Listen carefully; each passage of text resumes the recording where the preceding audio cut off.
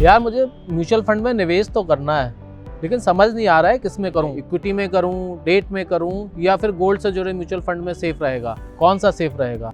हाँ यार, ये कन्फ्यूजन तो हर इन्वेस्टर के साथ है। अब इतने सारे एसेट क्लास हैं और सबके रिटर्न भी अलग अलग हैं, और ये सब रिटर्न भी अलग अलग फेजेस में देते हैं।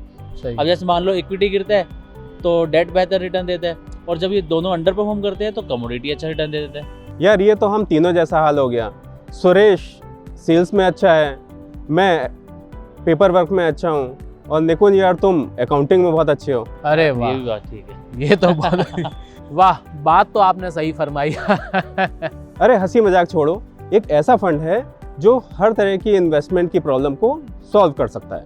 मतलब तुम ये कहना चाह रहे हो कि एक ही फंड अलग अलग एसेट क्लास में निवेश करने का ऑप्शन देता है?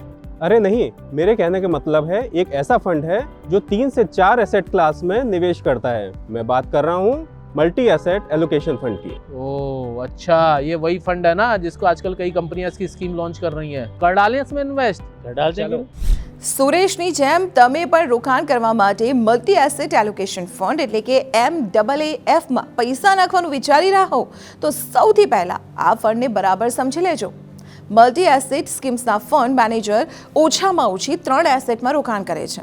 પ્રત્યેક કેટેગરીમાં મિનિમમ 10% રોકાણ કરવું જરૂરી છે.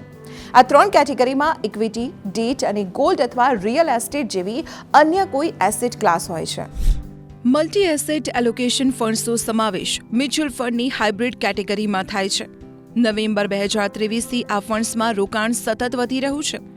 Association of mutual funds in India એટલે કે એમ્ફીના આંકડા અનુસાર છેલ્લા 1 વર્ષમાં MAAFમાં થતું રોકાણ રેકોર્ડ 170%ના દરે વધ્યું છે.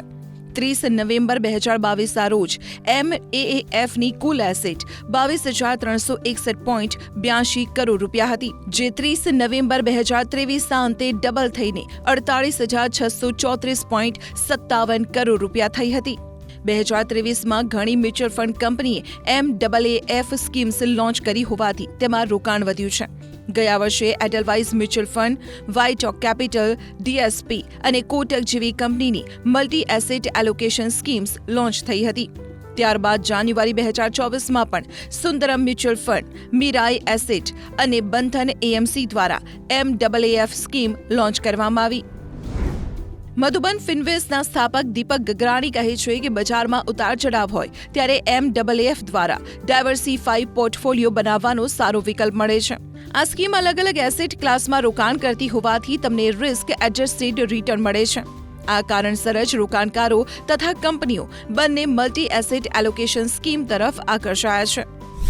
હવે એ સમજીએ કે તમારે આ સ્કીમ્સમાં શા માટે રોકાણ કરવું જોઈએ. મલ્ટી એસેટ એલોકેશન ફંડનો ઇરાદો એક જ છત હેઠળ વિભિન્ન એસેટ ક્લાસમાં રોકાણની તક પૂરી પાડવાનો છે. એસેટ એલોકેશનની અને નિયમિતપણે રીબેલેન્સની માથાકૂટમાંથી છુટકારો મેળવવો હોય તો આ સ્કીમ એક વિકલ્પ બની શકે છે. મોટાભાગની મલ્ટી એસેટ એલોકેશન સ્કીમ્સના ફંડ મેનેજર ઇક્વિટીની સાથે સાથે ફોરેન ઇક્વિટીમાં તેમજ ગોલ્ડ કે સિલ્વર જેવી કોમોડિટીમાં અને રીટ કે ઇન્વાઇટ જેવી રિયલ એસ્ટેટ એસેટમાં રોકાણ કરે છે. આ સ્કીમ અલગ અલગ એસેટ ક્લાસમાં એકસાથે રોકાણ કરે છે, જેથી કોઈ એક એસેટ ક્લાસમાં ઘટાડો થાય તો બીજો એસેટ ક્લાસ તેની ભરપાઈ કરી આપે છે. રોકાણકારોની આ સ્કીમમાં થતી કમાણી પર ટેક્સનો આધાર સ્કીમના સ્ટ્રક્ચર પર રહેલો છે. ટેક્સની ગણતરી ઇક્વિટી અથવા નોન ઇક્વિટી ફંડ્સના નિયમના આધારે થાય છે. મ્યુચ્યુઅલ ફંડની આ એકમાત્ર સ્કીમ છે જેમાં ઇન્ટરસેક્શન બેનિફિટ એટલે કે મોંઘવારીને સરભર કરવાની તક મળે છે. જો સ્કીમ્સનું ઇક્વિટી ઇન્વેસ્ટમેન્ટ 35%થી ઓછું હશે તો ટેક્સની ગણતરી માટે રોકાણકારને થયેલી કમાણીને તેની આવકમાં ઉમેરીને તેના ટેક્સ સ્લેબ પ્રમાણે ટેક્સ લાગશે. જો ઇક્વિટીમાં 35%થી વધારે પરંતુ 65%થી ઓછું રોકાણ હશે અને જો 3 વર્ષની અંદર યુનિટ વેચી નાખશો તો શોર્ટ ટર્મ કેપિટલ ગેઇન્સ માનવામાં આવશે અને ટેક્સ સ્લેબ પ્રમાણે ટેક્સ ભરવો પડશે. જો હોલ્ડિંગ પીરિયડ 3 વર્ષથી વધારે હશે તો કેપિટલ ગેઇન્સને લોંગ ટર્મ ગણવામાં આવશે અને ઇન્ટરસેક્શન બાદ 20%ના દરે ટેક્સ લાગશે.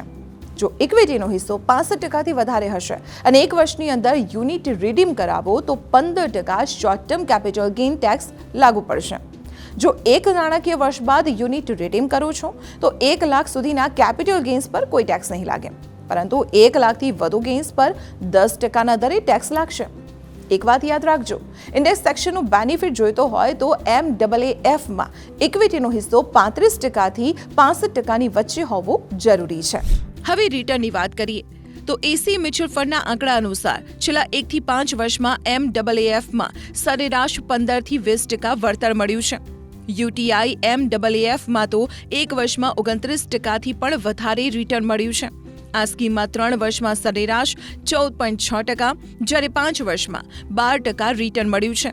ICICI Prudential multi asset fund અત્યારે ચર્ચામાં છે. આ ફંડમાં 1 વર્ષ અને 3 વર્ષમાં સરેરાશ 24%થી વધારે રિટર્ન મળ્યું છે. તેનું 5 વર્ષનું રિટર્ન 18.4% છે. એસબીઆઈ મલ્ટી એસેટ એલોકેશન ફંડમાં 1 વર્ષમાં 23.9%, 3 વર્ષમાં લગભગ 14% અને 5 વર્ષમાં 13.4% રિટર્ન મળ્યું છે. હવે સવાલ એ થાય છે કે શું આ ફંડ્સમાં રોકાણ કરવું જોઈએ? MAAF અલગ અલગ એસેટ ક્લાસમાં રોકાણ કરીને રિટર્ન મેળવે છે. આ સ્કીમમાં રોકાણ કરનારે ન તો એસેટ પસંદ કરવાની માથાકૂટ કરવી પડે છે અને ન તો એલોકેશનમાં વધારો કે ઘટાડો કરવો પડે છે. આ તમામ માથાકૂટ ફંડ મેનેજર કરે છે. એસેટનું પ્રદર્શન કેવું છે તેના આધારે મેનેજર સ્કીમમાં ફેરફાર કરે છે. રોકાણકારે એસેટ પસંદ કરવાની અને રીબેલેન્સિંગની માથાકૂટ ના કરવી પડે એટલા માટે કંપનીઓ મલ્ટી એસેટ એલોકેશન સ્કીમ લાવી રહી છે. એક્સપર્ટ કહે છે કે જે રોકાણકારોની જોખમ લેવાની ક્ષમતા ઓછી હોય અને પોર્ટફોલિયોમાં ડાયવર્સિફિકેશન કરવાની ઈચ્છા હોય તેવા રોકાણકારો માટે MAAF યોગ્ય છે. જે રોકાણકાર 5 વર્ષ કે તેના કરતાં વધારે સમય સુધી રોકાણ કરી શકે તેમ હોય તેમના માટે આ સ્કીમ યોગ્ય છે. એક જ એસેટમાં રોકાણનું જોખમ દૂર કરવામાં આ સ્કીમ મદદરૂપ થશે. એક તીરથી 2 નહીં પરંતુ 3 નિશાન align multi asset allocation funds માટે એકદમ સચોટ છે. જો તમારે દર મહિને 5,000 રૂપિયાનું રોકાણ અલગ અલગ એસેટ ક્લાસમાં કરવું હોય પરંતુ સમજણ ના પડતી હોય તો તમારા માટે MAAF એક સારો વિકલ્પ છે. પરંતુ રોકાણ કરતા પહેલા ફાઇનાન્શિયલ એડવાઇઝરની મદદ લેવી જરૂરી છે.